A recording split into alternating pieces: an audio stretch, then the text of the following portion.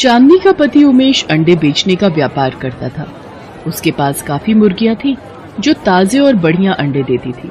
उमेश की दुकान पर अंडे खरीदने वालों की भीड़ लगी रहती थी। उमेश की अंडों की दुकान के सामने ही शेखर की भी अंडों की दुकान थी, पर शेखर अंडे बाजार से खरीद कर बेचता था, इसलिए लोगों को उमेश की दुकान के ही अंडे पसंद आते थे। अरे उमेश भैया, तुम्हारी मुर्गियों के अंडे खाकर ही अब हमारा नाश्ता पूरा होता है। बहुत ही बढ़िया अंडे होते हैं। शुक्रिया भैया, ये लो आपके अंडे पैक कर दिए। तुम तो सारा दिन दुकान पर मक्खियां मारते रहते हो, और ये उमेश कमा कमा कर बहुत आगे बढ़ गया है। ये लो, रोटी लाई थी, खा लो। मुझे कुछ करना ही होगा। इसकी दुकान पाली हुई मुर्गियों के कारण ही चल रही है। मुझे इन मुर्गियों के बारे में ही कुछ सोचना होगा। शेखर रात में मौका देखकर उमेश की पाली हुई सारी मुर्गियों को खुला छोड़ देता है। अगले दिन उमेश मुर्गियों को जब गायब देखता है, उसके होश उड़ जाते हैं। हे भगवान, मेरी मुर्गियां कहाँ गई? सारी मुर्गियां गायब हैं। माँ, चांदनी, जल्दी आओ, हम तो बर्बाद हो गए। हमारी सारी मुर्गियां न जाने कहाँ चली गईं। हे भगवान, ये क्या हो गया? लगता है किसी ने रात में मुर्गियों को ताला तोड़कर खुला छोड़ दिया। कोई तुम्हारे काम से ईर्ष्या करता है, उसी ने ये सब किया है। पता नहीं कौन मुझसे अपनी दुश्मनी निकाल रहा है।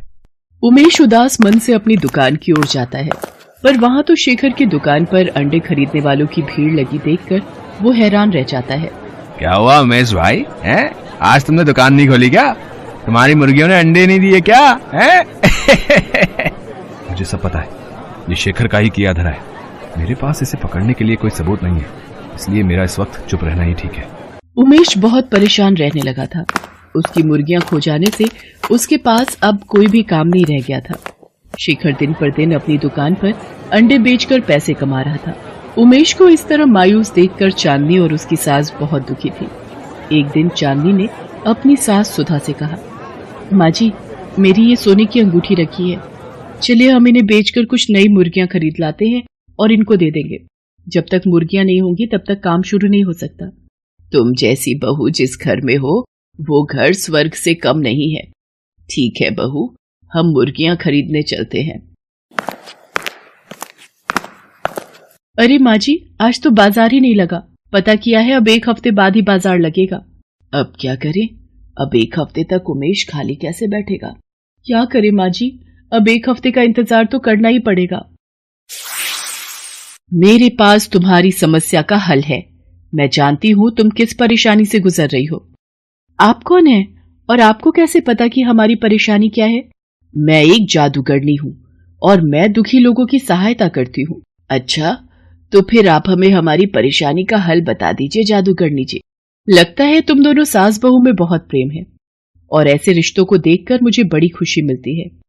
मैं जानती हूँ तुम यहाँ मुर्गियां खरीदने आई थी और बाजार बंद देखकर यहाँ से वापस लौट रही थी। मैं तुम्हें ऐसे बीज दूंगी जिसकी सहायता से तुम अंडे की खेती कर सकती हो और उसके लिए तुम्हें मुर्गियों की भी जरूरत नहीं पड़ेगी। क्या? अंडे की खेती? पर वो कैसे हो सकती है? ऐसे कौन से बीज हैं जिनसे अंडे पैदा हो सकते हैं? ये रहे वो बीज, इन्हें अपने घर के आंगन में डाल देना और फिर ये बीज अपना जादू दिखाना शुरू कर देंगे। पर ध्यान रहे, एक दिन में 5 बीज ही तुम्हें जमीन पर डालने हैं, वरना अनर्थ हो जाएगा। आप चिंता मत करो, हम इस बात का ध्यान रखेंगे। घर जाकर चांदनी और उसकी सास सारी बात उमेश को बताती हैं और जादूगरनी के दिए बीजों को अपने घर के बाहर बने आंगन की मिट्टी में डाल देती हैं। माँ, चांदनी, तुमने कभी सुना है कि अंडों की भी खेती हो सकती है? तुमने उस जादूगरनी पर कैसे विश्वास कर लिया? इन बीजों में कितना जादू है, अब ये तो कल ही पता चलेगा। अगले दिन उमेश जब सोकर उठता है तो वो हैरान रह जाता है। ये तो सचमुच हमारे घर के आंगन में अंडों की खेती हो गई है। पेड़ों पर अंडे उगाए हैं। मैंने तुम्हें कहा था ना कि ये बहुत चमत्कारी बीज हैं। रोजाना के 5 बीज डालने से अगले दिन 500 अंडे उगाएंगे। हाँ, ये तो सचमुच जादू हो गया।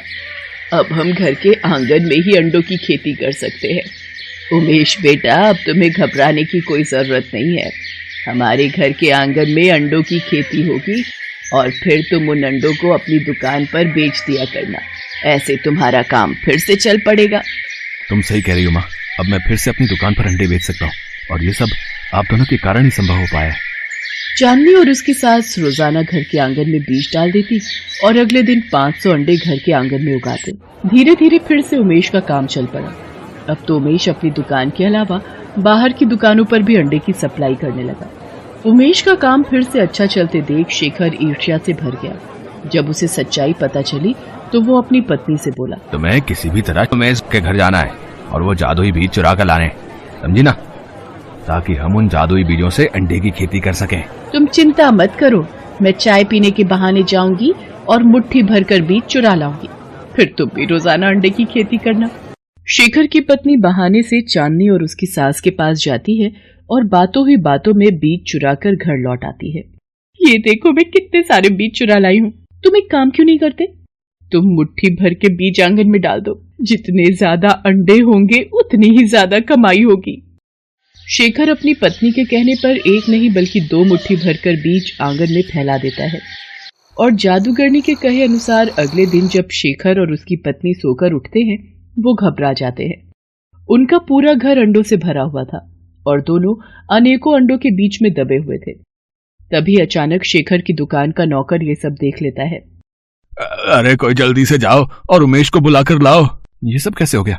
माँ, चांदनी, ये दोनों तो इन अंडों के ढेर के नीचे दबकर मर जाएंगे, इनकी मदद करो। तभी वहां जादूगरनी आ जाती है। तुम दोनों सास बहू को शायद पता नहीं, शेखर की पत्नी ने तुम्हारे घर से बीज चुराए थे, पर ये दोनों नहीं जानते कि लालच का फल बुरा होता है। इन दोनों ने चोरी की है, इसकी सजा मैं इन्हें जरूर दूंगी। नहीं नहीं जादूगरनी जी, इन दोनों को माफ कर दीजिए, हमें इनसे कोई बैर नहीं, ये हमारे पड़ोसी हैं इसलिए हम इनका बुरा होते नहीं देख सकते। हाँ जादूगरनी जी, इन दोनों को छोड़ दीजिए। उमेश, मुझे माफ कर दे, मैंने ही तेरी सारी मुर्गियां छोड़ दी थी ताकि तू बर्बाद हो जाए, पर आज तुम सब हमारी जान बचाने के लिए खड़े हो। आज तो मैं तुम दोनों को छोड़ रही हूँ, लेकिन अगर दोबारा तुमने जीवन में लालच किया या किसी को नुकसान पहुंचाने की कोशिश की तो मैं तुम दोनों को बिल्ली बना दूंगी और अपने पास कैद करके रखूंगी। शेखर को अपनी भूल का पछतावा होता है, वो सबसे माफी मांगता है और दोबारा ईर्ष्या न करने की कसम खाता है। उस दिन के बाद से चांदनी और उसकी सास दोनों अंडे की खेती करने लगी और उमेश उन अंडों को बाजार में बेचकर अच्छे पैसे कमाने लगा। गांव में सोमनाथ अपनी मां सुचित्रा और पत्नी संध्या के साथ रहता था। एक दिन, ये लो तुम्हारी पगार, आगे बढ़ो। आप, तुम्हारी बारी है सोमनाथ, ये लो तुम्हारी महीने की पगार। मालिक, इसमें 300 रुपए कम है। कुछ याद भी रहता है तुझे? तूने 300 रुपए पिछले हफ्ते अपनी माँ की दवाई के लिए उधार लिए थे, वो काटे हैं। पर मालिक, उसके बदले मैंने 3 दिन फालतू समय देकर काम किया था। फालतू समय देकर कौन सा एहसान किया? उसके बदले तू कई बार देर से आता है तो हिसाब बराबर। सोमनाथ निराश होकर घर आ जाता है। पर ये तो सरासर धोखेबाजी है, एक तो आपसे इतना काम करवाया और ऊपर से 300 रुपए भी काट लिए। ये तो जमींदार साहब ने बहुत ही गलत बात की है। बहू, ये कुछ अमीर लोग जो होते हैं ना, इनका कलेजा बड़ा छोटा होता है। ये हमेशा अपने से गरीब लोगों को दबाने के बारे में सोचते हैं। उन्हें पता है गरीब बेचारा कुछ उनके आगे बोल नहीं पाएगा, इसलिए ये लगातार गरीब के सीधेपन का फायदा उठाते हैं। और फिर इसी तरह सोमनाथ जमींदार के खेतों पर पूरी मेहनत और लगन से काम करता, फिर भी उसे पैसे बहुत कम मिलते थे। एक सुबह, संध्या, पूजा का सारा सामान एक टोकरी में रख ले, कोई चीज रह ना जाए। अम्मा, बैलगाड़ी आ गई है, चलो संध्या जल्दी आओ। आज कितने वर्षों पश्चात मैं अपने कुलगुरु के मंदिर जाकर पूजा करूंगी। तुम दोनों की शादी के बाद जाने का कब से बोल कर रखा था।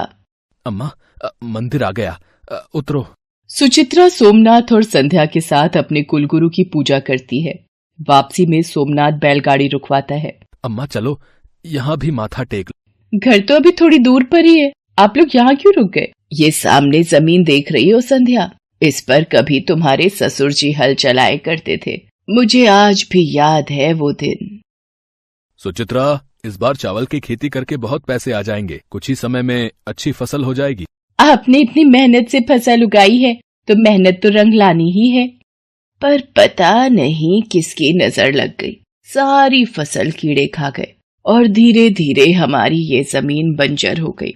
इसी सदमे से तुम्हारे ससुर जी का भी देहांत हो गया। अम्मा, मन छोटा मत करो। अम्मा चलो घर चलते हैं। सुचित्रा सोमनाथ और संध्या के साथ घर लौट आती है। संध्या सुचित्रा से पूछती है, अम्मा, उसके बाद फिर कभी दोबारा आप लोगों ने उस खेत पर फसल उगाने के बारे में नहीं सोचा? नहीं बहू, सोमनाथ छोटा था, मजदूरी करके मैंने उसे बड़ा किया, इसलिए कभी इस बारे में सोचा ही नहीं। अब तो बहुत साल बीत चुके हैं और फिर बंजर जमीन पर खेती भला क्या उगेगी।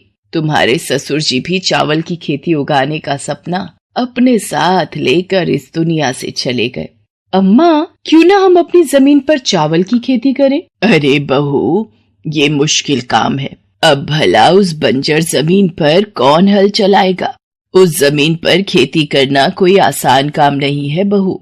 पर अम्मा, कोशिश करके देखने में क्या जाता है? क्या पता हम लोगों की मेहनत से खेत पर दोबारा चावल की खेती सफल हो जाए। बाबूजी का सपना भी पूरा हो जाएगा और उनकी आत्मा को भी खुशी मिलेगी। बस एक बार मेरे साथ तुम इस काम के लिए हाँ कर दो अम्मा, फिर हम दोनों सास बहू और चावल की खेती की मेहनत रंग जरूर लाएगी। मैं भी इनको जब जमींदार के खेतों में काम करता देखती हूँ और फिर भी उसके बाद इन्हें मेहनत के पूरे पैसे नहीं मिलते तो मुझे भी बहुत दुख होता है। अब मुझसे इनका दुख और नहीं देखा जाता। ठीक है बहू, सोमनाथ को आने दे, फिर मैं उससे इस बारे में बात करती हूँ। फिर तू जैसा कहेगी हम वैसा ही करेंगे। सोमनाथ के आने पर सुचित्रा और संध्या उसे चावल की खेती करने के बारे में बताती हैं, जिसे सुनकर सोमनाथ मना कर देता है। अम्मा, कहाँ दिमाग है तुम्हारा? चावल की खेती करना कोई आसान काम नहीं है, और वो भी एक बंजर जमीन पर। भूल जाओ अम्मा, ये एक सपना ही रहेगा और इसे सपना ही रहने दो। हम लोगों के अपने खेत पर कभी फसल नहीं हो सकती। हमें दूसरों के यहाँ नौकरी करके ही कमा कर खाना पड़ेगा। और संध्या, तुम माँ से इस बारे में कह रही हो, मैं इस बात के लिए कभी हाँ नहीं करूंगा। गांव के लोगों और जमींदार ने सुन लिया ना कि तुम लोग ये बच्चों जैसी बातें कर रही हो, तो सब हमारे ऊपर हंसेंगे। सोमनाथ, एक बात कान खोलकर सुन ले।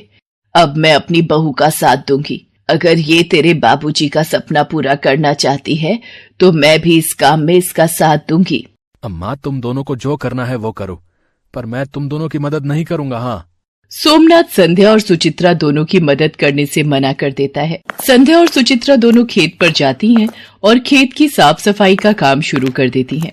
उधर ये बात जब जमींदार को पता चलती है तो वो हंसते हुए सोमनाथ से कहता है, सोमनाथ ये मैं क्या सुन रहा हूँ? तुम्हारी माँ और पत्नी दोनों एक बंजर जमीन पर चावल की खेती का काम करेंगी। तुमने उन्हें समझाया नहीं कि चावल की खेती करना कितना मुश्किल है? समझाया था मालिक, पर उन दोनों ने मेरी एक नहीं सुनी। कोई नहीं, उनको अपनी जिद पूरी करने दो, अपने आप थक हार कर घर वापस आ जाएंगी। अम्मा, तुम यहाँ से पानी का पाइप खोल दो, मैं हल चलाती हूँ। पहले जमीन की सिंचाई करनी होगी। संध्या बहू, आकर एक रोटी खा ले, कब से कुछ नहीं खाया तूने। अम्मा, बस अब भी आती हूँ, थोड़ा ही बाकी रह गया है खेत। धीरे धीरे मेहनत करके संध्या और सुचित्रा ने खेत को ठीक करके उस पर चावल की खेती उगा दी। संध्या, आज मैं बहुत खुश हूँ। तेरी वजह से अब सोमनाथ के बाबूजी का सपना पूरा हो जाएगा। बस अम्मा, तुम देखती जाओ, कुछ ही समय में हमारे खेत में चावल की फसल लहराने लगेगी। और फिर एक दिन खेत में चावल की फसल लहराने लगती है।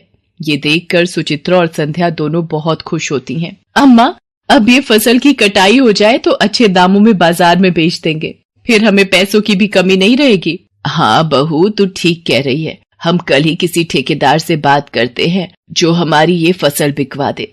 एक बार खेत पर जाकर देखता हूँ कि आखिर इन दोनों ने फसल उगा कैसे ली। अरे, तुम्हें तो चावल की फसल लहरा रही है। इन दोनों ने तो चमत्कार कर दिया। क्या देख रहा है सोमनाथ? हैरान है ना ये खेत कैसे लहरा रहे हैं? ये सब तेरे बाबूजी का आशीर्वाद है, जो संध्या ने हिम्मत दिखाई और आज चावल की खेती जमीन पर लहरा रही है। अम्मा, मुझे माफ कर दो, मैंने तुम दोनों पर यकीन नहीं किया। संध्या, तुम सच में बहुत मेहनती हो। आज तुम्हारी और माँ की वजह से ही बाबूजी का सपना पूरा हो पाया है। सोमनाथ भी खेती को देखकर बहुत खुश था। वो जमींदार को अपनी खुशी जाहिर करता है, पर मन ही मन जमींदार सोचता है, मेरे ही गांव में रहकर इन सास बहू ने चावल की खेती की। अब गांव में इन दोनों सास बहू की वाहवाही होगी, लोग इन्हीं से फसल खरीदेंगे। मुझे कुछ सोचना होगा। क्या हुआ मालिक, किस सोच में पड़ गए? अच्छा मालिक, अब मैं कल से नहीं आऊंगा। मुझे माँ और संध्या की मदद करनी है। वो दोनों अकेले फसल को बेचना, उसका हिसाब रखना नहीं संभाल पाएंगी, तो अब से हम अपने खेत पर ही काम करेंगे। जमींदार अपने आदमियों को बुलाता है। कुछ भी करके इन सास बहू की खेती को नष्ट कर दो, बर्बाद कर दो, चाहे जैसे मर्जी उजाड़ दो इनकी चावल की खेती। ठीक है मालिक, हम अब ये काम पूरा करके ही लौटेंगे। ये जमींदार साहब तो सोमनाथ का खेत उजाड़ने की बात कर रहे हैं। सोमनाथ ने इनके खेतों में कितनी मेहनत से काम किया है, और आज जब उसने अपने खेतों पर काम करना चाहा है तो ये उससे ईर्ष्या में उसके खेत बर्बाद कर देना चाहते हैं। मुझे सोमनाथ को ये बात बतानी ही होगी। जमींदार का नौकर भागा हुआ जाता है और सोमनाथ को सारी बात बताता है, जिसे सुनकर संध्या और सुचित्रा भी बहुत हैरान हो जाते हैं। संध्या सोमनाथ से कहती है, हमें पुलिस को खबर करनी ही होगी। ये जमींदार साहब ने पूरे गांव में अपना राज चला कर रखा है। कोई अपनी मर्जी से काम कर ही नहीं सकता। ये तो बस चाहते हैं कि सारे गांव वाले इनकी गुलामी करें। संध्या बहू ठीक कह रही है, हमें पुलिस को खबर करनी ही होगी, इससे पहले कि देर हो जाए। सोमनाथ संध्या के साथ पुलिस के पास जाता है, सारी बात बताता है। जमींदार के आदमी खेत को तबाह करने ही वाले होते हैं कि ऐन मौके पर पुलिस पहुंच जाती है और जमींदार के आदमियों को पकड़ लेती है। जमींदार के आदमी सारा सच उगल देते हैं और फिर पुलिस जमींदार को गिरफ्तार कर लेती है। देख लूंगा तुम सब लोगों को, मेरे खिलाफ पुलिस में शिकायत करते हो। जमींदार साहब, आप शराफत से पुलिस स्टेशन चलेंगे या फिर मुझे डंडा दिखाना पड़ेगा? और जमींदार को उसके किए की सजा मिल जाती है। वो संध्या और सुचित्रा की मेहनत पर पानी फेरना चाहता था, पर भगवान मेहनत करने वालों के हमेशा साथ होते हैं। ये बात हमेशा याद रखनी चाहिए। मनुष्य को अपनी मेहनत का फल अवश्य मिलता है और संध्या और सुचित्रा को उनकी मेहनत का फल मिल जाता है। उनकी चावल की फसल अच्छे दामों पर बिकती है और उस दिन से वो तीनों मिलकर खुशी खुशी अपने ही खेत पर खेती करके अपना परिवार चलाते हैं।